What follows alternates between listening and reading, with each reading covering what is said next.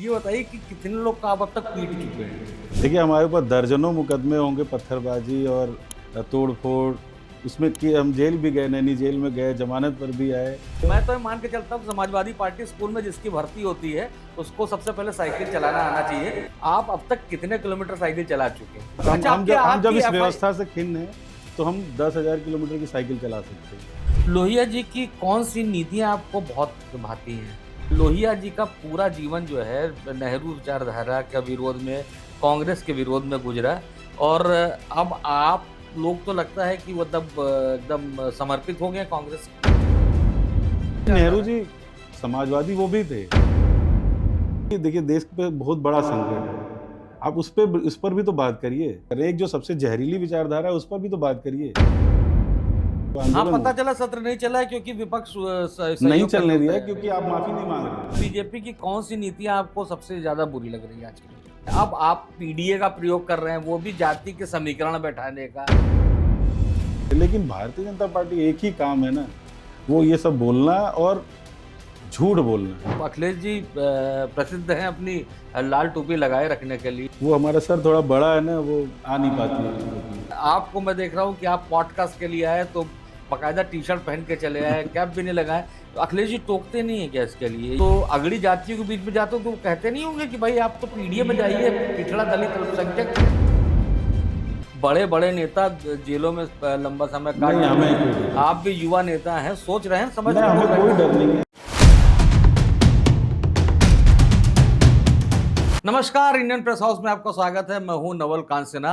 भारत के आधुनिक राजनीतिक विचारों का जब भी जिक्र आता है तो डॉक्टर राम मनोहर लोहिया का नाम बहुत उच्चता से लिया जाता है क्योंकि उनकी एक बहुत बड़ी पहचान रही है और सबसे बड़ी पहचान रही है कि तमाम राजनीतिक नेता, तमाम राजनीतिक दल लोहिया की आइडियोलॉजी को फॉलो करते हैं और उसमें एक सबसे बड़ी पार्टी जिसको माना जाता है कि जो समाजवादी पार्टी है वो लोहिया जी की विचारधारा पे चलने बढ़ने वाली पार्टी है और मुलायम सिंह यादव ने उन्हीं की विचारधारा से प्रभावित होकर इस पार्टी को बनाया था और अखिलेश यादव अब उसको उसी रास्ते पे लेके आगे चल रहे हैं। और आज हम बात करने जा रहे हैं एक युवा नेता से जो राष्ट्रीय संगठन है समाजवादी पार्टी का, लोहिया वानी, उसके राष्ट्रीय अध्यक्ष हैं। तो उनसे बात करेंगे तमाम पहलुओं पे और तमाम बातों पे, तमाम राजनीतिक चर्चाओं पे बातचीत करेंगे। तो अभिषेक यादव जी, आपका बहुत-बहुत स्वागत है। बहुत-बहुत धन्यवाद आपका। तो आपसे बातचीत की शुरुआत करने उससे पहले तो ये जानना चाहेंगे कि आपकी जो ज़िंदगी है, बचपना कहाँ से शुरू हुआ, कहाँ से आपकी स्कूलिंग हुई और ये कैसी एक जर्नी रही आपकी? हाँ, सबसे पहले तो हम धन्यवाद देंगे आपका इस जगह पर बुलाने के लिए।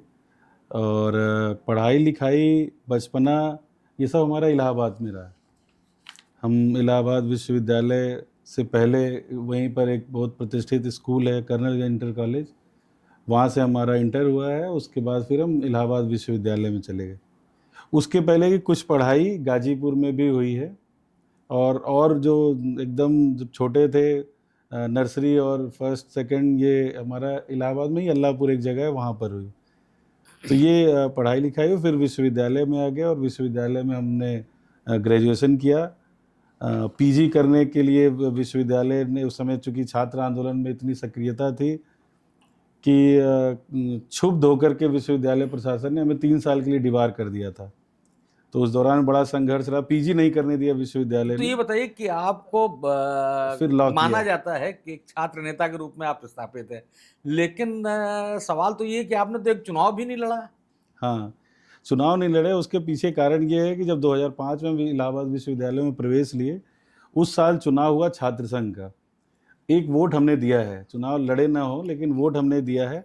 लेकिन उसी साल लिंगदो कमेटी की सिफारिशें तो आई, लेकिन चुनाव विश्वविद्यालय में बंद कर दिया गया। साजिश के तहत सभी जगह छात्र संघ के चुनाव बंद कर दिए गए, उसमें इलाहाबाद विश्वविद्यालय भी था। हम लोग उसी नाउम्मीदी के दौर में 7 साल तक लगातार इंतज़ार किए, संघर्ष किए कि छात्र संघ चुनाव इलाहाबाद का बहाल होगा, इस साल बहाल हो जाएगा, इस सत्र में हो जाएगा। इस इंतज़ार में संघर्ष करते गए, लड़ाई करते गए, तो एक पहचान दूसरी बन गई कि हम लोग छात्र संघ के लिए संघर्ष कर रहे हैं, लड़ाई लड़ रहे हैं। और जब 2012 में 7 सालों के संघर्ष के बाद हम लोग उस दौरान भूख हड़ताल पर भी बैठे, 2-2, 3-3 भूख हड़ताल हम लोगों ने किया। उस समय जो यूपीए गवर्नमेंट थी, उस समय जो उनके सबसे पावरफुल नेता थे कांग्रेस महासचिव राहुल गांधी जी आए थे, उनका हम लोगों ने इलाहाबाद में विरोध किया, कई दफ़े विरोध किया, लाठियाँ चली, मुकदमे हुए, जेल गए हम लोग। तो इतना सब कुछ होने के बाद 2012 में जाकर के छात्र संघ को बहाल किया गया। और वो भी एक रोचक वो है कि अगर समय रहते विश्वविद्यालय प्रशासन ने चुनाव करा दिया होता तो उसमें हमको चुनाव लड़ने का मौका मिल गया होता। नहीं कराया तो हम बाहर हो गए, लेकिन चुनाव 2012 से 2018 तक हुए छात्र संघ के। उसके बाद हम लोगों के नेता आदरणीय अखिलेश यादव जी का आशीर्वाद रहा है हमेशा। 2007 में जब विश्वविद्यालय के दौर से, जब इलाहाबाद केंद्रीय विश्वविद्यालय था, उसी समय हम लोग, जब राष्ट्रीय अध्यक्ष जी राष्ट्रीय युवा प्रभारी थे, तो उस समय से ही हम लोग जुड़ गए अध्यक्ष जी के साथ। अध्यक्ष जी के निर्देश पर, इनके गाइडेंस में, इनके अभिभावकत्व में ही अपना हम लोग सारा कुछ करते। जो भी कुछ विश्वविद्यालय में करते तो ज़रूर सूचित कर देते कि आज हम लोगों ने ऐसा किया, अब हम लोग आगे ये प्लान है, आपका आशीर्वाद चाहिए, आपका निर्देश चाहिए। और इन्होंने बहुत साथ दिया, बहुत आशीर्वाद दिया है, और हमेशा सकारात्मक रह करके हम लोग के हर एक मुद्दे का सपोर्ट किया है।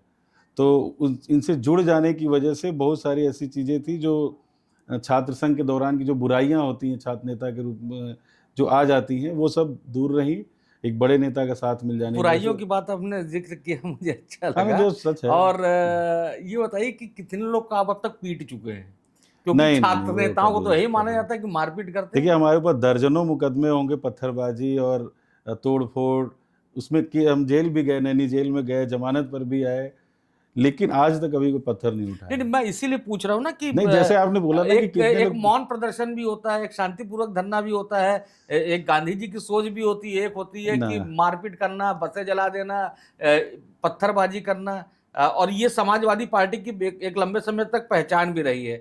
तो आपकी नहीं, ये यही पहचान नहीं रही, ये पहचान थोपी गई है, नहीं तो आपको पहचान नहीं तो रही है। यही इसी पहचान की वजह से समाजवादी लाया गया पार्टी ना। की पहचान समाजवादी आंदोलन से रही है। नहीं तो आप अखिलेश हम जी लोग से उस कैसे आंदोलन जुड़े? को मानने वाले लोग हैं, जिस आंदोलन में डॉक्टर राम मनोहर लोहिया जी जिस विचारधारा को लेकर के चले, और नेताजी हम लोगों के आदरणीय मुलायम सिंह यादव जी पूरा जीवन अपना दे दिए कमज़ोर वर्ग को, वंचितों को समाज की मुख्य धारा में ले आने के लिए। तो उन्होंने जो लड़ाई लड़ी है, ये जो आप बात कर रहे हैं वो दूसरी चीज़ है। हम जो बात कर रहे हैं वो एक आंदोलन और एक विचारधारा की बात है, और उसको लेकर के हम लोग चले, उसमें हम ज़्यादा यकीन रखते हैं। और संघर्ष, आंदोलन, प्रदर्शन जो कुछ भी होता है उसमें अहिंसावादी तरीके से, गांधीवादी तरीके से अच्छा, तो ये जो हम लोग अपना, जो गांधीवादी अहिंसावादी समाजवादी तरीका तरीका। हाँ, बता रहे हैं, हाँ। तो इसमें गाड़ियों पे पत्थर फेंक देना, पुलिस पे पत्थर फेंक देना, और डंडा फेंक देना, हंगामा करना, ये गांधीवादी तरीका है? नहीं, ऐसा कभी कोई उदाहरण आपको हमारा तो नहीं मिलेगा। हमें जब नहीं अपनी बात, आपकी, अच्छा आपकी हम जब आपकी इस एफआई व्यवस्था से खिन्न हैं, तो हम 10,000 किलोमीटर की साइकिल चला सकते हैं। क्योंकि हम अपनी बात को लोगों तक बताएँगे कि ये चीज़ देश में हो रहा है, और देश में जो आसन्न खतरा है, वो ये चीज़ है कि जो भारतीय जनता पार्टी जिस तरह से इस देश के संस्थानों पर, जो हमारे संवैधानिक संस्थाएँ हैं, हमारी जो स्वतंत्र संस्थाएँ हैं, अब हमारी जो शिक्षण संस्थाएँ हैं, इन सब जगहों पर इस तरह से उसने नियंत्रण स्थापित कर लिया है कि आप ये ढेला पत्थर मार के कुछ नहीं होने वाला है। आप वैचारिक लड़ाई लड़िए, आप सही दिशा में नहीं नहीं, मैं लड़ाई ये लड़िए। पूछना चाहता, आपके पास जो जितने मुकदमे दर्ज हैं वो किस किस मामलों में दर्ज हैं? छात्र संघ आंदोलन के दौरान विश्वविद्यालय में जो मुकदमे हुए थे, जब हम लोग आंदोलन करते थे, आंदोलन जैसे मान लीजिए घेराव रखा गया, जुलूस निकला, जुलूस में लाठीचार्ज हो गया। लाठीचार्ज के बाद आप जान ही रहे हैं कि जो लोग छात्र नेता होते हैं, जो प्रमुख चेहरे होते हैं, उनके नाम पे विश्वविद्यालय मुकदमे दर्ज करा देता है। इसलिए हम कह रहे हैं कि वो मुकदमे हैं, छात्र आंदोलन के मुकदमे हैं। वो कोई मतलब ऐसे साइकिल चलाने में आपका ज्यादा विश्वास है। साइकिल वैसे तो चलाने ये भी है में, कि जो समाजवादी पार्टी संघर्ष में, करने में। मैं तो ये मान के चलता हूँ कि समाजवादी पार्टी स्कूल में जिसकी भर्ती होती है उसको सबसे पहले साइकिल चलाना आना चाहिए। आप अब तक कितने किलोमीटर साइकिल चला चुके हैं? नहीं, अभी एक बार ही में ही हम लोग अभी 8,000 किलोमीटर साइकिल चलाए, 2,000 किलोमीटर की, 2,500 किलोमीटर करीब पद यात्रा भी किए थे। और छोटी-छोटी साइकिल रैली तो बहुत निकाले हैं, और बड़ी-बड़ी भी गाजीपुर से दिल्ली तक, या फिर लखनऊ से इलाहाबाद तक, ऐसे कुछ ना कुछ करते रहते हैं हम लोग, ताकि जो लोगों को तक अपनी बात बता सकते हैं, अपनी जो विचारधारा है या हमारे नेता का जो सोच है, विचारधारा है, उसको लोगों तक पहुँचा सकें। अखिलेश यादव जी के संपर्क में आप कैसे हैं? इलाहाबाद विश्वविद्यालय से 2007 में। और उसका भी, जैसे आज जो जेन ज़ी की बात हो रही है, सोशल मीडिया की बात हो रही है, राष्ट्रीय अध्यक्ष जी उस समय से सोशल मीडिया पे सक्रिय थे जब फेसबुक नया-नया आया था। जो ऑर्कुट उस समय चलता था, वो ऑर्कुट जो लोगों को जो उससे जो सोशल साइट्स जो थी उस पर जुड़े हुए थे। ट्विटर पे अध्यक्ष जी सक्रिय थे, तो फेसबुक उस समय ज़्यादा चल रहा था। और उससे पहले ऑर्कुट पे भी अकाउंट था। ये एक पत्रिका में इनके लिए निकला हुआ था, खूब अच्छा सा लिखा हुआ था कि आजकल के जो नए नेता हैं वो तकनीकी का प्रयोग करके लोगों को अपने से जोड़ रहे हैं। तो हमारे पिताजी माननीय राष्ट्रीय अध्यक्ष जी को बहुत मानते थे और हमेशा इनके लिए कुछ ना कुछ तारीफ में बोलते रहते थे कि ये बहुत आगे जाएंगे, इनका भविष्य बहुत उज्जवल है और सब कुछ कहते थे। उस दिन वो इंडिया टुडे मैगज़ीन वो घर ले आए और वो वही चीज़ दिखाए कि ये पन्ना देखो और ये अखिलेश जी के लिए स्पेशल इसमें निकला हुआ है। तो उसमें जो यही स्टोरी निकले हुए थे इनकी कि ये तकनीकी का प्रयोग, और नेताओं के बारे में भी था लेकिन अध्यक्ष जी का। तो फिर हम, अपना एक दोस्त है उनके सहयोग से हम लोग ऑर्कुट पर गए, अपना नया अकाउंट बनाए, फिर रिक्वेस्ट भेजे, रिक्वेस्ट एक्सेप्ट हो गई। तो फिर एक होता है ना कि हम लोग को भरोसा नहीं हो रहा था कि ये वही हैं। बार-बार हम लोग इंटरनेट कैफ़े जाते थे। इस तरह फ्रीक्वेंटली नेट की सुविधा नहीं थी।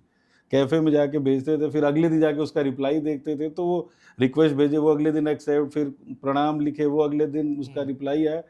तो फिर ये लगने लगा कि अगर पता नहीं असली हैं कि नकली हैं। नकली होंगे तो छोड़ो, लेकिन अगर असली होंगे तो हम लोग तो जुड़ गए अध्यक्ष जी से। तो फिर कहीं से भी कि अब कैसे भी बात हो जाएगी कि अब मिलने का बनता है, तो एक बार कोशिश करते हैं। तो हमारे एक सर थे मोहम्मद खालिद सर, अब वो उनका देहांत हो गया, इलाहाबाद विश्वविद्यालय के वो नेता थे। तो उनसे हम डरते हुए, उस समय हम लोग भी बहुत जूनियर स्टूडेंट थे, तो सर का नंबर मांगे, अखिलेश जी का हमको नंबर चाहिए। तो उन्होंने अपने वही इलाहाबादी ठेठ अंदाज में बोला कि हमें का करबो तुम नंबर अखिलेश जी के, फ़ोन उन हमार तो कबो उठत नहीं, ले हमार नंबर है दे दे रहे तुमका, उठ जाए तो हमरो नमस्ते बोल दियो। ये खालिद सर का अपना थोड़ा मजाकिया नेता थे। तो वो फ़ोन, सही बात है, हम कई बार लगाए, वो नहीं बात हो पाई थी, लेकिन एक दिन उठ गया। उस समय पार्लियामेंट में थे अध्यक्ष जी, और हमने फिर बताया कि भैया हम इलाहाबाद से हैं, हम पढ़ाई कर रहे हैं। पूछा उन्होंने क्या करते हो, कैसे क्या, तो हमने सब बताया। फिर हम मिलना चाह रहे हैं भैया, हमने एक ऑर्कुट साइट है उस पर आपको रिक्वेस्ट भेजा है। तब वो थोड़ा सा रिकॉग्नाइज़ किया और बोले क्या, अच्छा अच्छा, हाँ तुम वही हो, हाँ मैं तो आजकल देखना चाहता हूँ कि आजकल के नौजवान कर क्या रहे हैं, पढ़ाई कर रहे हैं सबकी नहीं, और क्या हो रहा है। तो वो उससे जुड़ने के लिए मैंने ऐसे ही बना रखा है देखने। तो हमको भैया हम आशीर्वाद लेना चाह रहे हैं, मिलना चाह रहे हैं आपसे। तो फिर वो सोच करके बोले कि लखनऊ आ जाना, हम बुला लेंगे।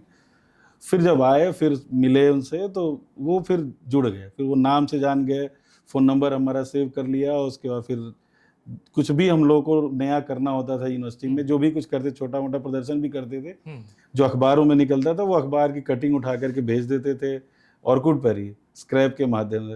वो देख लेते थे, उस पे थंब उनका आ जाता था, गुड कीप इट अप, इस तरह का कर देते थे। तो एक हौसला अफ़ज़ाई हो जाती थी और बहुत अच्छा लगेगा कि इनके साथ जुड़ जाने से बहुत सीखने को मिला विश्वविद्यालय में।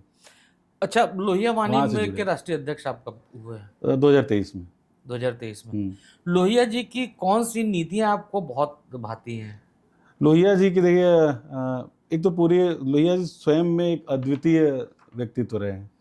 बहुत विलक्षण क्षमता उनकी थी। जब उनको आप पढ़ेंगे, देखेंगे, उनके विचार जब आप देखेंगे, तो बहुत क्रांतिकारी विचार थे। हमें जो, जिसे उन्होंने अपने पूरे विचार को एक सप्त क्रांति के माध्यम से उन्होंने बांध के रखा है कि नर नारी की समानता होनी चाहिए। वो तो क्रांति की बात करते थे। छुआछूत या काला गोरा का भेद नहीं होना चाहिए, अमीर गरीब के बीच वो खाई नहीं होनी चाहिए। जो लड़ाई है, युद्ध जो हो रहे हैं दो देशों में, वो युद्ध बंद होने चाहिए, उसके खिलाफ संघर्ष करना चाहिए। तो एक नौजवानों का या किसी भी इंसान का एक जो दायित्व तो होना चाहिए, वो जो उनका सप्त क्रांति है, उसी में सारा चीज़ है कि एक समाजवादी इंसान को क्या करना चाहिए, अपने जीवन में क्या लक्ष्य लेकर के चलना चाहिए, कि ये चीज़ हमको कभी नहीं होना। हमको महिला पुरुष में कोई विभेद नहीं देखना है, हमको अमीर गरीब में, काले गोरे में। जो राजनीतिक विचार है या जो उनकी राजनीतिक गतिविधियां रही हैं, उसमें सबसे ज्यादा रुचि आपको किस चीज में नजर आई उनकी? देखिए, वो एक तो भारत छोड़ो आंदोलन के नायक रहे 1942 के, तो आज़ादी के बहुत बड़े नायक रहे। आज़ादी के बाद जब कांग्रेस की सरकार बनी, कांग्रेस की अगर पॉलिसीज़ अगर सही नहीं हो रही थी जनहित में, तो उनके खिलाफ उन्होंने आंदोलन शुरू किया। बस तो मैं आपको यही लाना चाह रहा था जी, जी। कि लोहिया जी का पूरा जीवन जो है नेहरू विचारधारा के विरोध में, कांग्रेस के विरोध में गुजरा, और अब आप लोग तो लगता है कि मतलब एकदम समर्पित हो गए कांग्रेस को। नहीं, विचारधारा पे कोई समझौता नहीं है। कांग्रेस की अपनी अलग नहीं, ऐसा विचारधारा है, नहीं हम लोग की ऐसा अपनी नहीं है अलग क्या कि आप विचारधारा है। कांग्रेस के भरोसे यूपी में चुनाव नहीं, लड़ते नहीं, हैं? नहीं, वो पार्टियों का गठबंधन है। इंडिया गठबंधन में और भी दल हैं, सबकी अपनी-अपनी विचारधारा, अपने कार्यक्रम, अपना संघर्ष है, अपना जिस संगठन है। नेहरू की सोच को पूरी तरह से खारिज किया डॉक्टर लोहिया ने, उस विचारधारा को एक्सेप्ट आप कर रहे हैं क्या? ये वाकई आप उनके विचारधारा से समझौता नहीं कर रहे हैं क्या? नहीं, खारिज नहीं किया, नीतियों का विरोध था। हाँ, विचारधारा, बुरी क्योंकि नेहरू विचारधारा। जी समाजवादी वो भी थे। हाँ। वो भी अपने आप को समाजवादी ही प्रस्तुत करते थे और समाजवादी विचारधारा में ही यकीन रखते थे। हम्म। लेकिन कहीं न कहीं नीतियों में कुछ जो लोहिया जी का विरोध था उस तात्कालिक दौर में, कि उस समय हम लोग की स्थिति, हमारी अर्थव्यवस्था से लेकर के और हमारा जो देश का हालात थे वो वैसे नहीं थे। उस पर लोहिया जी का अपना कई भाषणों में आप ज़िक्र देख सकते हैं। तो वो उन पर सवाल करते थे, नीतियों पर सवाल किए। बाकी अ, विचारधारा तो नेहरू जी की भी समाजवादी थी। वो भी कांग्रेस के लोग से पूछिए, वो बोलते हैं कि लोहिया नेहरू जी आधुनिक समाजवादी थे। ये तो मतलब जो भी नेता को मैं बैठा देता हूँ ना, कम्युनिस्ट को बताता हूँ तो बताते हैं नेहरू जी कम्युनिस्ट थे, और अगर प्रगतिशील को बैठा देता हूँ तो वो कहता है कि नहीं वो तो इंडस्ट्री लगवाने वाले थे, उस तरह के थे। और तो जिस विचारधारा के व्यक्ति को बैठा दो, नेहरू जी हाँ, को उसी देखिए, को बता ये दूँ। वो आज़ादी के जो नायक रहे हैं ना, मतलब मैं ये वो मेरा किसी मेरा एक सवाल पार्टी सुनिए में तो, बंध के नहीं मेरा रहते मेरा थे। सवाल नेहरू जी कांग्रेस के भले ही थे, मेरी बात सुन लीजिए, लेकिन उसके आगे नेहरू आप जी इस जवाब देश को आज़ाद नहीं, कराने में बहुत बड़ी मेरी भूमिका बात निभाए। सुन लीजिए, उसके आगे आप कंटिन्यू हाँ। कीजिएगा। मैं आपसे इसलिए पूछ रहा था क्योंकि मैं जानना चाह रहा था कि नेहरू जी के रास्ते पे अब आप लोग चलने लगे हैं कि लोहिया जी के रास्ते पे अभी भी चल रहे हैं, क्योंकि साथ तो उन्हीं का ले रहे हैं ना। नहीं, साथ कांग्रेस का आज की वर्तमान परिस्थितियों में ले रहे हैं। वो जब भी देखिए देश पे बहुत बड़ा संकट है, आप उस पर भी तो बात करिए। आप हमारी विचारधारा पे बात कर रहे हैं, एक जो सबसे जहरीली विचारधारा है उस पर भी तो बात करिए। वो एक ऐसी विचारधारा है जो देश को बाँट रही, देश की एकता अखंडता को एकदम तहस-नहस कर दिया है, बर्बाद कर दिया, सारा का सारा ढाँचा पूरा ध्वस्त हो चुका है, संविधान पे खतरा आ चुका है, लोकतंत्र अपने अस्तित्व के लिए संघर्ष कर रहा है। हमको उस पर बात करना चाहिए ना, कि हमारा हमारा देखिए कि हमारी स्थिति क्या है, आज हमारे देश में हो क्या रहा है, कि सत्र इस बार का नहीं चला। और उसके पहले जो जो जेन ज़ी का जो प्रोटेस्ट हुआ है, जो हाँ, आंदोलन पता हुआ, चला सत्र नहीं चला है क्योंकि विपक्ष नहीं सहयोग करने चलने को दिया है, तैयार नहीं क्योंकि था। आप माफ़ी नहीं माँग रहे हो। आप पैलेट गन चलवा रहे हो वहाँ पर। आप कील लगी हुई लाठी मार रहे हो छात्रों के ऊपर, और बहुत ज़्यादा मारा गया। हम लोग से जुड़े हुए बहुत सारे लड़के उस ये आंदोलन में फैसला थे। तो वहां संसद के अंदर में भी चर्चा हो करके हुआ जा सकता था इसके ना। लिए केंद्र ज़िम्मेदार है ना, वही विचारधारा के लोग ज़िम्मेदार हैं, जो इतने घमंड में हैं, इतने अहंकार में हैं कि हम अपने हिसाब से देश चलाएँगे, हम अच्छा, अपने हिसाब से संसद चलाएँगे। बीजेपी की कौन सी नीतियां आपको सबसे ज्यादा बुरी लग रही है आज की डेट में? बीजेपी की जो सांप्रदायिक नीति है, जो कम्युनलिज़्म उनका जो विचारधारा है, सांप्रदायिकता, वो पूरी तरह से देश की एकता अखंडता को तहस-नहस कर दिया, बर्बाद कर दिया। एकदम तहस नहस कर दिया, बर्बाद बर्बाद कर कर दिया। दिया। हर जगह जातिवाद घुस चुका है, हर जगह धर्म के आधार पर, हर जातिवाद जगह की धर्म के बात, आधार पर। समाजवादी पार्टी का नेता जातिवाद की बात करेगा? ये तो हजम करना मुश्किल है ना। नहीं, क्यों? समाजवादी पार्टी की छवि तो छवि पर याद, मत जाइए, हम जो मेरे हम सवाल जो तो सुनेंगे तभी तो जवाब देंगे अब अभिषेक भाई। मेरा सवाल ये है कि समाजवादी पार्टी वो पार्टी है जो माई फार्मूले पे आई थी, यानी मुस्लिम और यादव। उसके बाद तमाम तरह के प्रयोग होते रहे। अब आप पीडीए का प्रयोग कर रहे हैं, वो भी जाति के समीकरण बैठाने का। तो एक जातिवादी पार्टी, एक जातिवादी सोच, एक जातिवादी सोशल इंजीनियरिंग, और आप जातिवादी बता रहे हैं बीजेपी को। तो पहले तो अपनी सफाई पेश कर दीजिए, उसके बाद फिर बीजेपी भी बताइए। देखिए, पहली बात तो समाजवादी पार्टी ने कभी नहीं कहा कि हम जो समीकरण आप बता रहे थे, माई समीकरण और जाति की बात करना, कभी समाजवादी पार्टी ने नहीं कहा। और किसी भी पार्टी का मूल्यांकन करेंगे ना, तो उसके कार्यों से करेंगे। हमारी नीतियों में, जब भी हम सरकार में रहे, हमारी नीतियों में कभी भी जाति के आधार पे कोई फैसले नहीं हुए। हमारी नीतियों में कभी किसी वर्ग के खिलाफ, किसी धर्म के खिलाफ कभी कोई फैसले नहीं लिए गए। 18 लाख लैपटॉप समाजवादी सरकार ने अगर बाँटा है, तो सभी जात धर्म के लोगों को मिला। 55 लाख लोगों को पेंशन दी गई, तो सभी जात धर्म के लोगों पे कहीं कोई वो नहीं किया गया। या बेरोजगारी भत्ता अगर दिया गया तो जिस भी जाति समाज के लोग बेरोजगार थे सभी को दिया गया। तो हम कार्यों से ही, नीतियों से ही तो हम किसी पार्टी का आकलन कर सकते हैं। और आज भी समाजवादी पार्टी में जो भी कैंडिडेट चुनाव लड़ने जाते हैं वो सभी समाज के लोग हैं। कोई ऐसा जाति धर्म नहीं है जो समाजवादी पार्टी में नहीं है। आज पार्टी में जो पदाधिकारी हैं वो भी सभी समाज के लोग हैं। तो हम समाज को बचाने का, समाज का उत्थान करने का और समाज को आगे बढ़ाने के लिए संघर्षरत हैं। भारतीय जनता पार्टी की जो हम बोल रहे हैं कि जो उसने पूरा एकता अखंडता को तहस-नहस करे जातिवाद के जरिए, कि ट्रांसफ़र पोस्टिंग में जातिवाद देखते हैं, थाना में तहसील में जातियाँ देखते हैं, कोई केस आ गया उन पे वो जाति देखते हैं। यहाँ तक कि जब उपचुनाव होता है या कोई कौन सी चुनाव जाति कराना देखते होता है, हैं? वो देखते हैं कि नहीं, कौन सी जाति? मतलब जाति तो बहुत सारी है ना। नहीं, वो अपना फेवर वाली जाति देखेंगे कि हमारे फेवर में कौन है, उनका हमको फेवर करना हाँ, है। मैं ये तो जानना ये चाहूँ उनकी न्याय का फेवर ही की तो जाति, उनकी फेवर की न्याय पे ही जाति तो हमला कौन-कौन कर सी? दे रहे हैं। उनकी फेवर की जाति कौन-कौन अब सी? ये तो जो मैं भी जानना है, जो उनको वो अपना उनको लगता होगा कि हाँ हमको फायदा है, तो वहाँ खुलेआम जातिवाद कर लेते हैं। वो मुसलमान को टिकट नहीं देते हैं। एक भी विधायक है? ये सवाल बनता है ना कि इस देश में लोकतंत्र है भाई, इसमें आपको सबकी भागीदारी सुनिश्चित करनी है। और अगर आप मानते हैं सबका साथ सबका विकास, तो इसमें कहाँ है मुसलमान? नहीं, वो तो कहते हैं ना कि पूछना हम तो वो टिकट नहीं देना तो फिर चाहते हैं, लेकिन टिकट मुसलमानों को दे कैसे? उनको कोई वोट ही देने वाला हमको नहीं मिलता है, तो हम नहीं देते टिकट। यही ज़हर है, यही ज़हर है। ज़हर ये भी तो हाँ, है ना यही कि ज़हर है। अगर समाजवादी पार्टी की सरकार आ गई तो बीजेपी के लोग कहते हैं कि जैसे ही सरकार आएगी, जितने मुस्लिम माफिया हैं, गुंडे हैं, बदमाश हैं, वो एकदम सिर पे चढ़ के बोलेंगे। नहीं, इसके पहले सरकार रही है, हम लोगों ने काम करके दिखाया है। उदाहरण हमारे पास इसी लखनऊ में न जाने कितने उदाहरण हैं जो काम करके दिखाया है, जिससे लोगों को आज फ़ायदा मिल रहा है। यहीं आईटी सिटी में आप जाकर के देख लीजिए, एचसीएल में लगभग 10,000 लोग कार्यरत हैं। ये नेगेटिव हम लोगों के खिलाफ प्रचार अभियान चलाया जाता है। हम लोग जब भी आते हैं जनहित में काम करते हैं, जनता को के उत्थान के लिए उनका जीवन स्तर कैसे बेहतर हो सके, वो कैसे आगे बढ़ें, उनका भविष्य कैसे बेहतर हो सके, देश का निर्माण कितना बढ़िया से हो सके, वो उस काम में हम लोग विश्वास रखते हैं। और एकता अखंडता सबकी बनी रहे, उस पर कोई चोट ना पहुँचाए, समाज में भाईचारे पर कोई चोट ना पहुँचे, उसके लिए हम लोग तैयार रहते हैं। लेकिन भारतीय जनता पार्टी एक ही काम है ना, वो ये सब बोलना और झूठ बोलना, वो दूसरी पॉलिसी पे चलते हैं। वो विचारधारा अच्छा, बड़ी खतरनाक है, लोहिया दुनिया वानी में वर्ल्ड वार करा जित दिया इस जि विचारधारा ने। जितनी बात आप बता रहे हैं, लोहिया वानी के इस जो आप अप्रोच बता रहे हैं, उसको आगे बढ़ाने के लिए क्या कोशिश करते हैं? अ, एक तो हम लोग अपना ग्रुप है जो पूरा लोहिया वाहिनी का, उस पे बातचीत अपनी होती रहती है। चौपाल के माध्यम से हम लोग जाते हैं तो भी हम लोग अपनी विचारधारा की बात, अपना कार्यों की बात करते हैं। अपने नेता का जो संदेश है, पार्टी की जो विचारधारा है, इस पे बात होती रहती है और तकरीबन सब लोग अपना-अपना काम बहुत ज़िम्मेदारी से निभा रहे हैं, तो जोड़ते रहते हैं हम लोग लोगों को। पार्टी जो भी निर्देश देती है, वो भी काम करते हैं। अखिलेश यादव जी की कौन सी ऐसी खूबी है जिसको जिसको आप बहुत पसंद करते हैं और लोगों के बीच ले जाने की कोशिश करते हैं?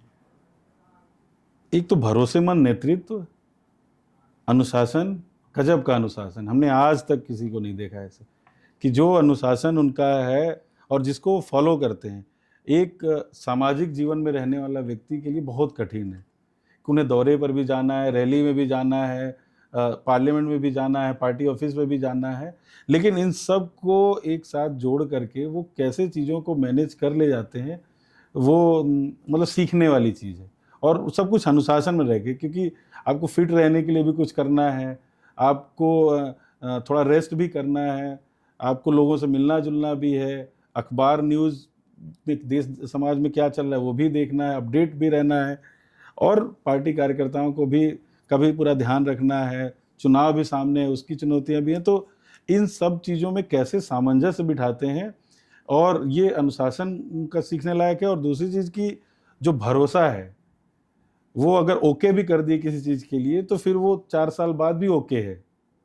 वो इस तरह का रहता है कि कह दिए, कमिटमेंट के एकदम पक्के हैं, अगर कह दिया तो मिलने अगर बोल दिया उन्होंने, आप भूल सकते हैं लेकिन उन्हें याद रहेगा कि वो आपसे मिलने के लिए आपको बुलाया था उन्होंने।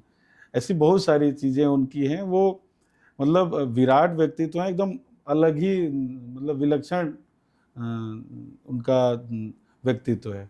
बहुत कुछ सीखने को मिलता है। हम तो अच्छा। बहुत लंबे समय से जुड़े हैं, इसलिए हम तो अपने आप को खुशनसीब समझते हैं कि भैया के साथ रह करके इतनी चीज़ें सीखने को मिली कि हम अन्य तमाम बुराइयों से बचते हुए इनके साथ आगे निकल आए, यहाँ तक इतना लंबा सफ़र तय कर लिए। अच्छा, आपने अखिलेश जी का जिक्र किया तो अखिलेश जी प्रसिद्ध हैं अपनी लाल टोपी लगाए रखने के लिए, अपने कुर्ते के लिए, अपने पैजामे के लिए। और आपको मैं देख रहा हूँ कि आप पॉडकास्ट के लिए आए तो बाकायदा टी शर्ट पहन के चले आए, कैप भी नहीं लगाए। तो अखिलेश जी टोकते नहीं है क्या इसके लिए? ये मतलब कोई ड्रेस कोड का कोई नियम नहीं है क्या आपके? नहीं, वो ड्रेस में हम लोग रहें ये अच्छा है। सच्चाई अगर आपको बताएँ तो पता नहीं आपको विश्वास होगा कि नहीं। ये जो हम लोग के पास जो टोपी, कैप है अभी उपलब्ध, वो हमारा सर थोड़ा बड़ा है ना, वो आ नहीं पाती है वो टोपी। तो हमारे लिए स्पेशल टोपी हम बनवाते हैं अपने लिए। और वो सही बात है कि वो मऊ से बनती है और अमरोहा से बनती है। तो अमरोहा वाले साथी ने बोला है कि अभी हम ले आएँगे आपको, आजकल में ही वो आने वाले हैं। तो जब आएँगे तो फिर आपको टोपी लगाए दिखेंगे। चलिए कहा आमतौर पे ऐसे पब्लिक में टोपी लगा के हम नहीं चल पाते हैं, कार्यक्रमों में तो हमेशा चलिए दिखेंगे। कहा जाता है कि सर बड़ा सरदार का, आप लोहिया वानी के सरदार तो है ही हैं। लेकिन नहीं, ये सही बताइए में कि टोपी बहुत हाँ, लगाते हैं लेकिन लेकिन वो हो लोहिया नहीं पाती। वानी की इवन इसमें जो ये है ना गांधी गांधी आश्रम हजरतगंज वाला, यहाँ भी टोपी बहुत अच्छी खादी की टोपी है। वो हमको पसंद भी बहुत है। पहले वाली हो जाती है लेकिन ये वाली नहीं हो पा रही। उनसे भी बोलेंगे भैया बन जाए तो खादी की टोपी दे दो, खादी की टोपी बहुत अच्छी होती है। अच्छा, लोहिया वानी के सदस्य के रूप में आप विभिन्न क्षेत्रों में जाते हैं। तो जब आप जाते होंगे लोगों के बीच में, तो अगड़ी जातियों के बीच में जाते हो तो वो कहते नहीं होंगे कि भाई आप तो पीडीए में जाइए, पिछड़ा दलित अल्पसंख्यक, हम लोग से मिलने क्या क्यों आए हैं? नहीं, समाजवादी विचारधारा बहुत बड़ी विचारधारा है। इसका दायरा बहुत बड़ा है। जो लोग भी समाजवाद को समझते हैं, वो इस तरह की बात नहीं करेंगे। हम समाजवादी लोग हैं, हम सभी के हित की बात करते हैं, कभी किसी के खिलाफ हम लोग नहीं जाते हैं। हम लोग समाज में नफ़रत नहीं फैलाते, किसी के अन्याय नहीं। बस हम ये चाहते हैं कि जो समाज में पीछे रह गए लोग हैं, जिनको लोहिया जी भी आगे किए, जिनको जनेश्वर जी ने भी आगे बढ़ाया, जिनको चंद्रशेखर जी भी उनकी बात करते थे। तो जो भी प्रगतिशील लोग हैं, वो इस चीज़ के खिलाफ कभी नहीं जाएँगे। जो विचारधारा को नहीं जानते हैं या जो भारतीय जनता पार्टी के बहकावे में आ चुके हुए लोग हैं, वही ये सब बात करते हैं कि ये हमारा नहीं है, इसमें उसका नहीं है। बहुत बड़ा कॉन्सेप्ट है सोशलिज़्म, उसको समझना पड़ेगा, तब जा कर के आपको लगेगा कि हाँ, ये लोग ज़्यादा सही हैं। क्योंकि आप देखिए ना, ज़्यादातर लोग इस दौर में हम लोग की विचारधारा से ज़्यादा जुड़ रहे हैं। भारतीय जनता पार्टी जो नफ़रत वाली विचारधारा थी, वो बहुत कमज़ोर होती जा रही है दिन प्रतिदिन। तो बीजेपी की कौन सी ऐसी चीजें हैं जो आपको लगता है इनको चुनाव में नुकसान पहुंचा सकती हैं? बीजेपी के काम ही ऐसे हैं कि उनको नुकसान पहुंचा देंगे। हर एक काम ऐसे हैं, हर चीज़ में। अभी आज ही हम कुछ देख रहे थे। हाँ, ये एक्सप्रेसवे मान लीजिए बनाए हैं। गंगा एक्सप्रेसवे 38,000 करोड़ का एक्सप्रेसवे है। हमको याद है कि जब हम लोग का लगभग 13,000 करोड़ का एक्सप्रेसवे बना, आगरा लखनऊ एक्सप्रेसवे। तो बीजेपी के बड़े-बड़े नेता मंचों से किलोमीटर के हिसाब से कि 1 किलोमीटर पे इतने करोड़ लगते हैं, तो 302 किलोमीटर पे इतना ही करोड़ बनता है, बाकी पैसा कहाँ गया? आज वो कहाँ हिसाब-किताब है? अब तो कई गुना ज़्यादा में बन रहा है। मान लीजिए थोड़ा समय ज़्यादा हो गया, 4-5 साल ज़्यादा हो गए, लेकिन इतना ग्रीन कॉरिडोर बना है लखनऊ में 7,000 करोड़ का। और अभी 2 फेज़ अब इसके बाकी हैं।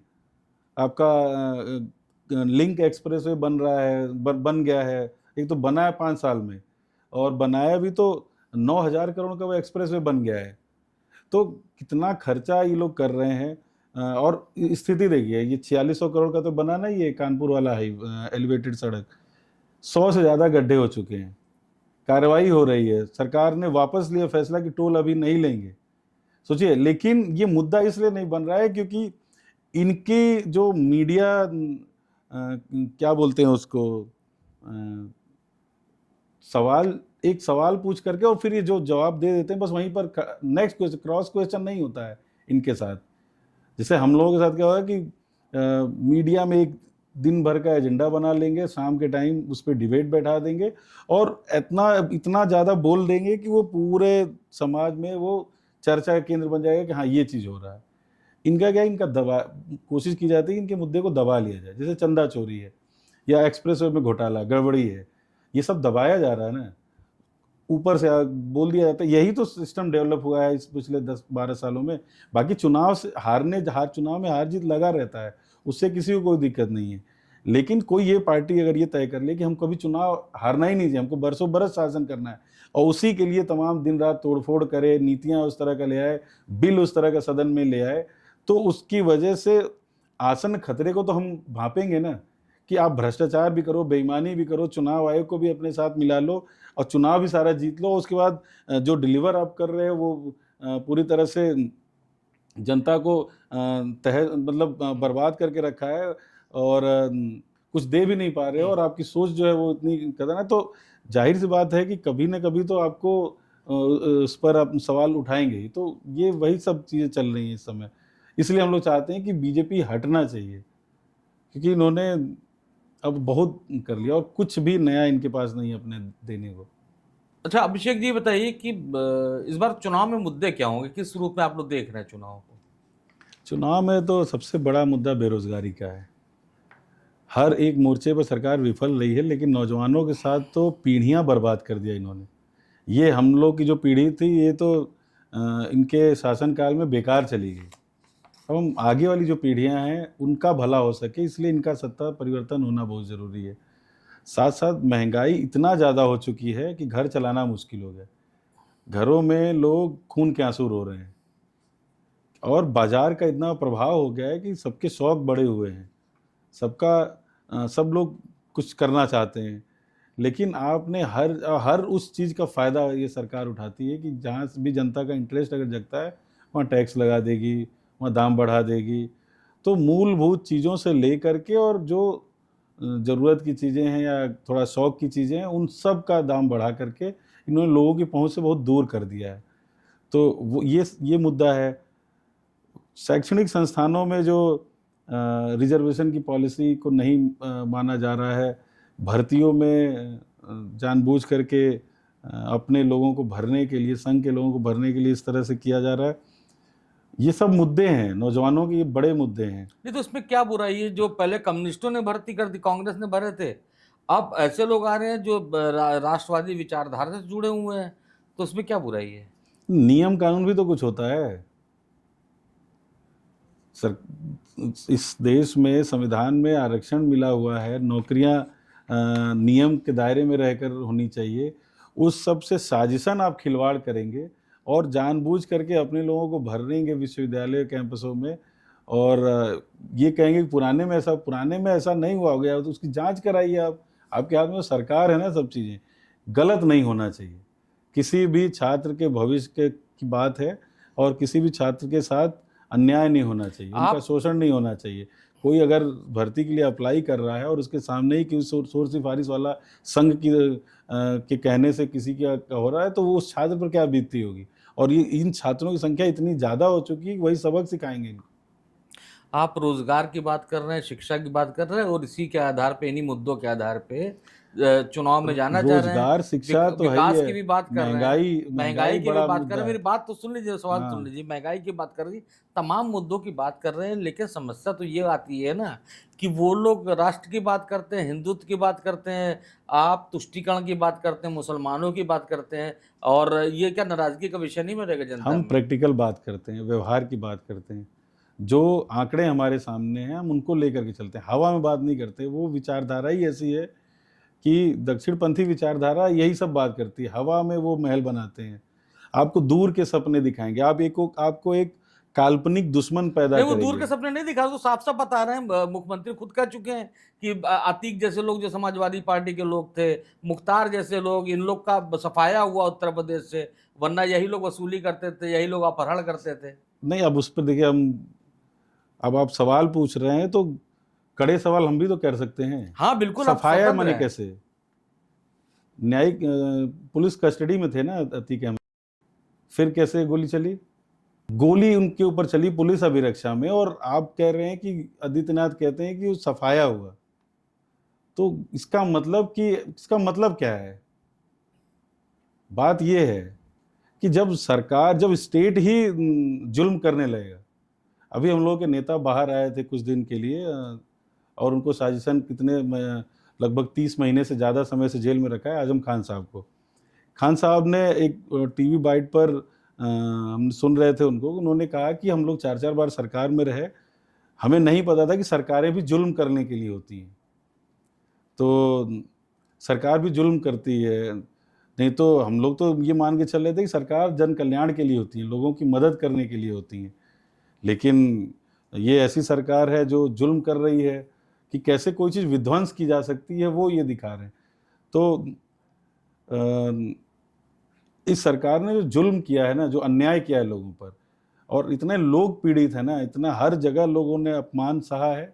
फर्जी एनकाउंटर में लोग, निर्दोष लोगों को मारा है इन लोगों ने, और गर्व से बताते हैं कि हमने इतने हजार एनकाउंटर किए हैं, सैकड़ों लोगों को मौत के घाट उतार दिया, पकड़ पकड़ के मारा इन लोगों ने।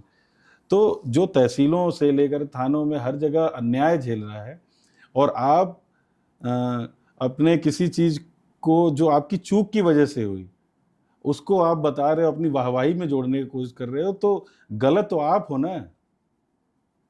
न्याय कहाँ है, किताब कहाँ है, संविधान कहाँ है, नियम कहाँ है, हमारा जो न्याय व्यवस्था है वो कहाँ पर है? मतलब आप ये कह रहे सबका हैं, आप इंक्रोचमेंट कर रहे हाँ हैं। ये आप कह रहे हैं कि जो सरकार की जो पुलिसिंग है वो कानून से आगे निकल गई है। जो जितने भी इनकाउंटर हो रहे हैं उसमें बहुत सारे फेक पुलिस होंगे। को और जिस तरह से अतीक और उसके भाई की हत्या हुई, तो जाहिर सी बात है पुलिस अभिरक्षा में हुई है, तो ये तो एक सरकार के लिए निगेटिव मान रहे हैं। पुलिस को अराजक बना दिया योगी आदित्यनाथ ने, अराजक बना दिया है। पुलिस स्टेट बन चुका है ये। पुलिस इतनी मनमानी कर रही है कि किसी को भी घर से उठा के ले जा सकती है, किसी पर भी मुकदमा कर, किसी की भी गाड़ी रोकवा सकती है, किसी को भी बेइज्जत कर सकती है। ये हाल है पुलिस का, और लूट मचा रखा है पुलिस ने। इतनी वसूली कभी नहीं हुई होगी। थाने तो पूरा इनके वसूली के अड्डे बन चुके हैं। बेईमान हो चुकी है पुलिस। इतना कभी, हम लोग भी पुलिस परिवार से रहे हैं, हमारे पिताजी भी पुलिस में, ऐसे पुलिस कभी नहीं थी जिससे जनता ही डर जाए।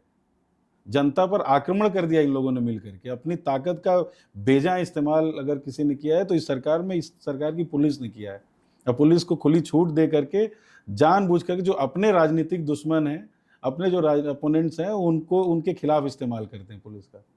पुलिस में कोई ना कोई इकबाल बचा है, ना पुलिस में कोई जमीर बचा है। पुलिस में योगी आदित्यनाथ के लोग बस इस समय हैं, जो जिनके हाथ में पूरी ताकत है, और जो खूब मनमानी कर रहे हैं, खूब वसूली कर रहे हैं, खूब बेईमानी, भ्रष्टाचार, लूट, अन्याय, एनकाउंटर, फर्जी एनकाउंटर, सब अभिषेक कुछ कर रहे जी हैं। पुलिस के खिलाफ अब इतना मुखर होके बोल रहे हैं, सोच समझ के बोल रहे हैं ना। बड़े बड़े नेता जेलों में लंबा समय काट नहीं, चुके हमें हैं। कोई डर नहीं आप है। भी युवा नेता हैं, सोच रहे हैं, समझ नहीं, के हमें बोल रहे हैं कोई ना। डर नहीं है, हम देख रहे हैं। जो सच है वो तो बोलना ही पड़ेगा ना। मतलब आप लड़ाई को तैयार हैं जो हाँ, गलत कर रहा है उसके खिलाफ। क्यों पीछे हटे? और जो लाठी झेलने की क्षमता रखते हैं ना। लाठी से कभी नहीं डरे। अच्छा, अब कितनी बार आप पे लाठियां चली हैं? दर्जनों बार जा चुके हैं, कई दर्जनों कई बार। मुकदमे। हाँ, तब भी आपको पुलिस से ना डर ना, नहीं है, सच के साथ खड़े रहेंगे। सच के चलिए साथ आगे हैं। बढ़ते हैं। ये बताइए कि अब तो चुनाव सिर पे आ रहा है। एक गठबंधन जो स्वाभाविक है आपका कांग्रेस के साथ नजर आ रहा है। इसके अलावा ये बहुजन समाज पार्टी से भी कुछ आपका गठबंधन हो सकता है क्या? ये गठबंधन का फैसला पार्टी नेतृत्व का फैसला है। नेताजी, राष्ट्रीय अध्यक्ष जी हमारे जो भी फैसला लेंगे वो पार्टी तय करेगी। अभी हम लोग को जो भी कहा जाता है हम लोग उसी पे रहते हैं। पार्टी जो तय करती, जो कार्य देती है, गठबंधन शीर्ष नेतृत्व का फैसला है। अच्छा चलिए, गठबंधन तो जाहिर सी बात है शीर्ष हम्म, नेतृत्व तय करता है और परिस्थितियों के अनुसार तय करता है। हम्म। एक गठबंधन आप लोग ने किया था सुभाषपा से, उसके नेता हैं ओम प्रकाश राजभर। वो सोशल मीडिया में आप लोग सब लोग, इतने सारे लोग इतनी एक्टिविटी करते हैं, वो रोज सवेरे अखिलेश जी के एकदम बेसिक तैसी किए रहते हैं।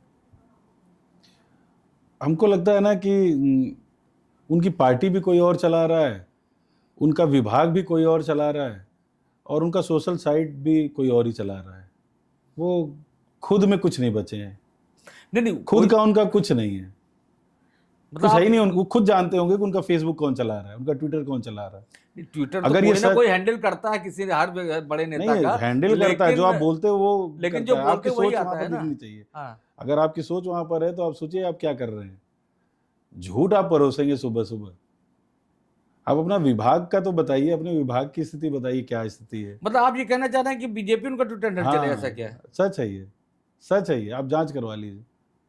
आप ये उनका ट्विटर ओम वो खुद प्रकाश नहीं राजभर भी चलाते। देखेंगे आपका हाँ इंटरव्यू? हाँ, बिल्कुल, ये सच है। वो नहीं चलाते हैं, ना उनकी टीम कोई चलाती, ना उनकी पार्टी का कोई चलाता है। वो बीजेपी की टीम हाँ, चलाती है, ये आप कहना चाह आईटी रहे सेल हैं? चलाता है। बीजेपी का। हाँ, ओके। ये भाषा वहीं की है। तो अब ये जो अमित मालवीय बदल दिए गए हैं बीजेपी में, दूसरे आ गए हैं आईटी हेड उनके, तो ये और मजबूत चला पाएंगे कि कमजोर पड़ेंगे? देखिए, जहरीली विचारधारा पर कोई भी व्यक्ति अभी है, कल कोई दूसरा आता है, उससे फ़र्क नहीं पड़ता है। ये वैसे ही लोग हैं, ये गालीबाज लोग हैं, बेईमान लोग हैं, सब ट्वीट अपना डिलीट कर रहे हैं पुराने-पुराने। आप यही तो बात है ना कि खोजी पत्रकारिता अगर आप लोग करते तो आपको एक-एक चीज़ मिल जाता है। जो नए बने हैं और जो नई टीम बनी है इनकी, वो सब पुराने-पुराने अपनी जो गालियाँ लिखे हुए हैं सब लोगों को, वो गालियाँ डिलीट कर रहे हैं सब और फिर से अब नई गाली देंगे। तो ये कौन कुछ नहीं बदलेगा। ये बीजेपी की विचार एक आदमी की पार्टी थोड़ी है, विचारधारा है ना, विचारधारा ही जहरीली है। यूपी के कौन कौन से हिस्से में आपको लगता है कि बहुत ज़्यादा आप मजबूत हैं, और कौन कौन से हिस्से जहाँ लगता है थोड़ा सा काम करने की ज़रूरत है? फिलहाल जिस तरह से जनता का माहौल है, उसे तो हम लोग हर जगह जनता का एक सा भाव है। एक तरह का जो पीड़ित रही है जनता, अपमानित हुई है हर जगह से और इनकी नीतियों से जो लोग नाराज़ हैं, नाखुश हैं, वो पूरा प्रदेश में हर जगह एक तरह की आवाज़ है कि और ये भी लोग कहते हैं कि समाजवादी पार्टी पूरी मजबूती से चुनाव लड़ गई, अपने पूरे कोई चीज़ की कमी न रखे। जैसे एक जनता की हम आवाज़ बता रहे हैं, जनता में ये है कि आप लोग कैंडिडेट सिलेक्शन अगर अच्छा कर ले गए, बढ़िया सूझबूझ से चुनाव में अपना होमवर्क जो है वो कर ले गए, तो आप जनता आपके साथ है। तो ये एक आम बातचीत हम लोगों के साथ आ रही है, जो हमारे फ़ेवर में है और हम लोग सरकार बनाएँगे। अच्छा, लोहिया वानी भी सजेस्ट करती है कि कौन कौन किस किस जिले में या कौन कौन से विधानसभा क्षेत्रों में ज़्यादा एक्टिव है, ज़्यादा मजबूत है, चुनाव में अच्छे परिणाम दे सकता है? हाँ, मतलब पार्टी ने कुछ काम दे रखे हैं लोगों को। पीडीए चौपाल कराना है या किसी कार्यक्रम में आपको जाना है, तो जहाँ से आप गए हैं, कुछ काम किए, आपको माहौल जो समझ में आया, उसकी रिपोर्ट आप जब प्रस्तुत करेंगे, तो उसमें आपको कुछ न कुछ लिख के देना होता है कि हाँ, ये स्थिति है। तो तात्कालिक स्थिति जो उस क्षेत्र की रहती है, वो हम लोग किसी कार्यक्रम में अगर गए हैं, तो उस कार्यक्रम के माध्यम से पार्टी को प्रस्तुत कर देते हैं। ये पीडीए चौपाल होती क्या है? जैसे हमारे ये संगठन को निर्देशित था कि पार्टी का संगठन आयोजित करेगा इसे और हर एक सेक्टर अध्यक्ष के कोई एक अपने सेक्टर में कराना है तो छोटी-छोटी चौपालें हैं 10 जगह 10-20 लोग 50 लोग जो भी इकट्ठे हो जाएँ वो लोग बैठ करके बात करेंगे लोगों की समस्याओं पर बात करेंगे, सरकार की नीतियों पर बात करेंगे और अपनी बात पहुँचाना है। पार्टी का जो संदेश है वो जनता तक कैसे पहुँचाना है वो ही पीडीए चौपाल है। और खुले में होता है एक सेक्टर में सबको बुला करके और हर समाज के लोगों को अपनी बात हम लोग कर लेते हैं क्योंकि और कोई माध्यम बचा ही नहीं है। मीडिया वो पूरी तरह से बीजेपी का अखबार हमारा है नहीं, अखबार हमारे लिए कुछ लिखता नहीं है, तो कौन सा माध्यम है, हम कैसे जनता तक अपनी बात लेकर के जाएँ? तो छोटी-छोटी चौपालों के ज़रिए ही हम लोग जाते हैं। अच्छा, लोकसभा चुनाव में बीजेपी को बहुत बड़ा झटका लगा, वो समाजवादी पार्टी से लगा, और देश की तीसरे नंबर की पार्टी समाजवादी पार्टी है। लेकिन जो सबसे ज़्यादा उनको उनके लिए दुखद था या जो उनको अभी तक टीसता है, वो है अयोध्या की हार। इस बार के चुनाव में अयोध्या में वो इस बार बहुत तैयारी करके उतर रहे, कह भी रहे हैं कि एक साजिश के तहत, एक नैरेटिव के तहत हराया गया वहाँ पे। तो इस बार तो बड़ी तैयारी से उतरेंगे, तो कई विधानसभा क्षेत्र है, वहाँ पे क्या रहेगा? तैयारी तो उनकी दिख ही रही है, मंदिर में ही चोरी कर ली है, इतनी बड़ी तैयारी है उनकी और उसी चोरी के धन का इस्तेमाल करेंगे ये चुनाव में, यही तैयारी है उनकी। बेईमान लोग कोई तैयारी नहीं कर सकते, जनता ने सच्चाई के साथ जवाब दिया और जनता फिर वहाँ पर तैयार है और इस बार और बड़ी हार देगी। हमारे पवन पांडे वहाँ से बहुत बड़े वोटों से जीतने जा रहे हैं। अच्छा, अब एक हम लोग एक रैपिड फायर राउंड करते हैं, जिसमें आपसे जो जवाब मैं चाहूँगा हाँ ना में दें, 4-5 सवाल होंगे। तो शुरू करें? हाँ, क्या सपा चुनाव जीतेगी? हाँ, क्या लोहिया वानी पार्टी लाइन से हटकर भी मुद्दे उठा सकती है सपा में? पार्टी लाइन पे रहेंगे। क्या आज नेता समर्थकों से ज़्यादा सोशल मीडिया पे आश्रित हो गए हैं? समाजवादी पार्टी में ऐसा नहीं है। सपा यादवों की पार्टी है। कतई नहीं। सपा मुसलमानों की पार्टी है। सपा सबकी पार्टी है। क्या जीत के लिए अखिलेश यादव काफी हैं? नाम तो काफ़ी ही है। हाँ या ना? हाँ। चलिए, एक राउंड है जिसमें 2 शब्द मैं दूंगा, उसमें से एक आपको जवाब देना है। ठीक। समाजवादी पार्टी का सबसे बड़ा दुश्मन कौन है? नरेंद्र मोदी या योगी आदित्यनाथ? भारतीय जनता पार्टी की विचारधारा। ठीक है। आपको किस पर ज्यादा वोट मिलेंगे, राम मंदिर या सामाजिक न्याय? सामाजिक न्याय तो हमारा मूल सिद्धांत है, और सामाजिक न्याय से ही लोगों का भला है। लोग को हम जो डिलीवर कर सकते हैं वो सामाजिक न्याय आपका सोशल जवाब है। जस्टिस के थ्रू ही। अगला सवाल है कि किस विचारधारा से आप ज्यादा प्रभावित हैं, गांधी या लोहिया? देखिए, दो बड़े विराट व्यक्तित्व में ना हम तुलना नहीं कर सकते। हम लोग दोनों को के योगदान को किसी, अब ये कहा जाए कि किसी एक का बताइए तो नहीं। भगत सिंह को भी बहुत मानते हैं। अच्छा, तो कैसे किसको वरीयता देंगे? इसमें आपने सबको कहा है कि जो भी अच्छे लोग हैं सबको बराबरी है। किसको प्राथमिकता देंगे, जाति जनगणना या रोजगार गारंटी? जाति जनगणना और रोजगार गारंटी। हमने तो, आपने पूछा कि पहला मुद्दा कौन सा होगा चुनाव का, तो सबसे बड़ा मुद्दा तो रोजगार है। ठीक। और जाति जनगणना तो जैसे ही हम आएंगे सरकार में, पहला काम अध्यक्ष ने बोला है कि जाति की जनगणना कराएंगे। लोहिया वाहनी के हेड के रूप में आप युवाओं के लिए क्या प्रेफर करेंगे, सड़कों पर उतरना या किताबों से जुड़ना? दोनों। अच्छा। अखिलेश जी को किस रूप में ज्यादा आपको लगा कि परफॉर्मेंस अच्छी रही है, विपक्ष का नेता या प्रदेश का मुख्यमंत्री? जब भी मौका मिला है उनकी परफॉर्मेंस बेहतर रही। अपने सभी जो भी उनको मौका मिला उसको बहुत बखूबी निभाया है उन्होंने। किस शहर में आप रहते हैं, इलाहाबाद या प्रयागराज? नहीं, हम तो हमेशा इलाहाबाद बोलते हैं। चलिए, बहुत बहुत धन्यवाद अभिषेक यादव जी, आपने तमाम जवाब दिए, तमाम सवाल मैंने किए और उनका आपने मजबूती से जवाब देने की कोशिश की। लेकिन आज की ये चर्चा अभी हम फिलहाल विराम देते हैं। भविष्य में फिर आपसे मुलाकात होगी, बातचीत होगी। और दर्शकों से भी अनुरोध है कि इस जो आपने पॉडकास्ट देखा है, ये प्रोग्राम आपको कैसा लगा, अपनी राय अपनी कमेंट के ज़रिए ज़ाहिर करें। सब्सक्राइब कर सकते हैं आप, और इसके अलावा इसको आपको कोई चीज़ ना पसंद भी आई तो वो भी कमेंट के ज़रिए बता सकते हैं।